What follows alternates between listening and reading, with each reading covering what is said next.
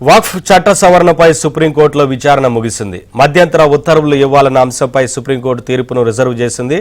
వక్ఫ్ చట్ట సవరణ బిల్లుపై స్టే విధించాలంటూ పలు పిటిషన్లు దాఖలయ్యాయి. విచారణ సందర్భంగా వక్ఫ్ చట్ట సవరణ బిల్లు రాజ్యాంగబద్ధమేనని కేంద్రం స్పష్టం చేసింది.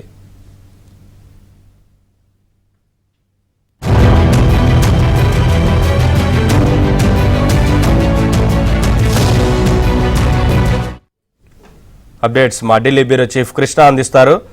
కృష్ణ, నవీన్ వక్ఫ్ సవరణ చట్టంకు సంబంధించి ఏదైతే పిటిషనర్లు దాఖలు చేసినటువంటి పిటిషన్ లో ఉన్నటువంటి ఇంటరిమ్ ప్రేయర్, మధ్యంతర ప్రేయర్ ఏదైతే దానిపైన మాత్రమే విచారణ ముగిశాయి. ఈ యొక్క కొత్త చట్టాన్ని వెంటనే నిలిపివేయాలి, దానిపైన స్టే ఇవ్వాలి అంటూ గత 3 రోజులుగా ఈ యొక్క వాదోపవాదాలు జరిగాయి. అయితే పిటిషనర్లు ప్రధానంగా ఆర్టికల్ 25, 26 మత స్వేచ్ఛ హక్కుల ఉల్లంఘన ఏదైతే ఉందో దానిపైన కూడా తమ వాదనలు వినిపించారు.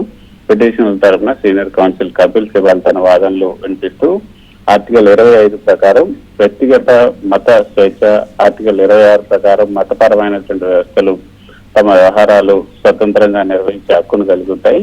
కానీ కేంద్ర ప్రభుత్వం వక్ఫ్ బోర్డుల నియంత్రణను పెంచడం, వక్ఫ్ ఆస్తుల నిర్వహణపై ప్రభుత్వ నిఘా పెరగటం మతపరమైనటువంటి హక్కుల హననంగా పరిగణించాల్సి వస్తుందని కూడా వాదించారు.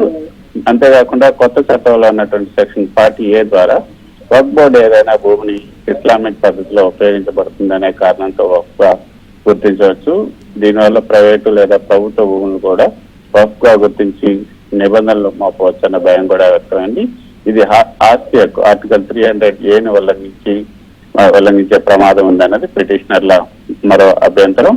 మరోపక్క కేంద్ర వక్ఫ్ కౌన్సిల్, రాష్ట్ర వక్ఫ్ బోర్డుల సభ్యుల నియామకాల్లో కేంద్రానికి అధికారాలు కల్పించడాన్ని కూడా పిటిషనర్లు ప్రశ్నించారు. ఇది మతపరమైనటువంటి మత పరిపాలన హక్కును హరించడమని కూడా వాదించారు. మరోపక్క వక్ఫ్ బోర్డులు ముస్లిం మతపరమైనటువంటి ఆధారాలకు సంబంధించి పనిచేసే సంస్థలు కాబట్టి ప్రభుత్వం వాటిలో జోక్యం చేసుకోవడం అనేది సెక్యులర్ వ్యవస్థకు విరుద్ధం.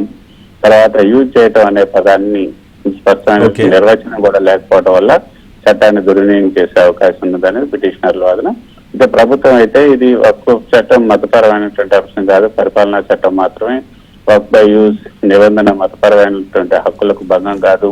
కేంద్ర వక్ఫ్ కౌన్సిల్ అదేవిధంగా రాష్ట్ర వక్ఫ్ బోర్డుల్లో నియామకాలు అవసరమైనటువంటి పరిపాలనా చర్యలు మాత్రమే. ఈ చట్టం ద్వారా ఎటువంటి ఆస్తి హక్కును హరించడం లేదు. సెక్యులర్ పాలన వ్యవస్థకు లోబడే ఈ వక్ఫ్ చట్టాన్ని తీసుకురావడం జరిగింది.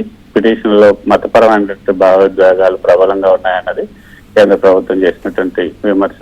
సో ఇరు వాదనలు విన్నటువంటి సిజేఐ ధర్మాసనం ఈ యొక్క మధ్యంతర ఉత్తర్వులకు సంబంధించి తీర్పును రిజర్వ్ చేయడం జరిగింది.